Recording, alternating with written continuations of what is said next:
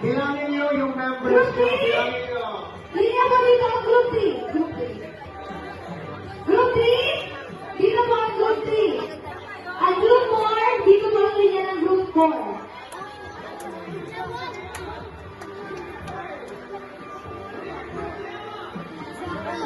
Kailan ang group 1? 1, 2, 3, 4, 5, 6, 7, 8, 9. Kayo lang kayo dito. 1, 2, 3, 4, 5, 6, 7, 8, 9, 10. Okay, meron kayo, meron 9. Kailangan ipatas. So, doon sa mga 10, mag-iwan kayo ng isa. Kailangan patas, hindi kasi pwedeng yung isa mas marami. Kaya advantage yun sila.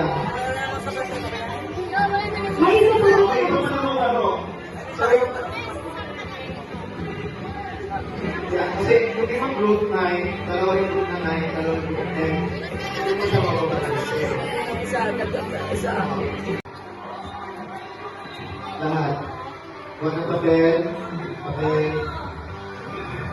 Papel. Papel. Papel.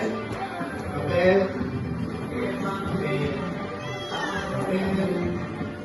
At papel. Ayan. Meron ng papel yung lahat. Okay. Ang gagawin, yung papel na nasa pinakalikod,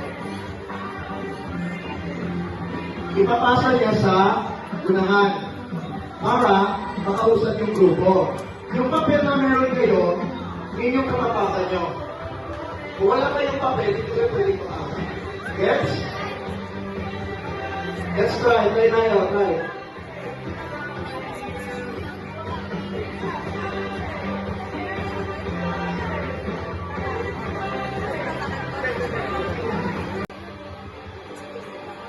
Okay, saan yung papel? Okay, nandito ako. Ngayon, ang laro, alam niyo yung laro na relay? Di ba yung ginagawa? Merong pila, tapos yung nasa pinakalikod, siya yung sasagot. Dito, yung sa pinakalikod ng pila nyo, yung kanyang papel, hindi yung tatapakan nyo. Bawat isa sa inyo may papel. Ngayon, yung nasa pinakalikod, ipapasa niyo yung papel niya doon sa pinakamalak para makausap yung pila. Kung sino yung unang makaikot papunta sa pinagmulan, siya yung mananalo. Yes, nyo? Sample. Sampo. Sino ang group ang gusto mag-try? Group 1 daw, group 1. Group 1 at group 2. Group 1 at group 2. Then group 4, hindi na po dito para po. Tingnan para makita nyo. United, 9, 5, 4, 3, 2, 1.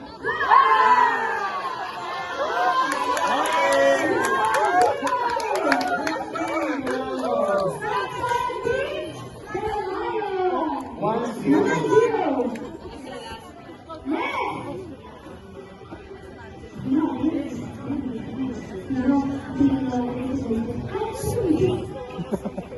That's what United, 9, 5, 4, 3,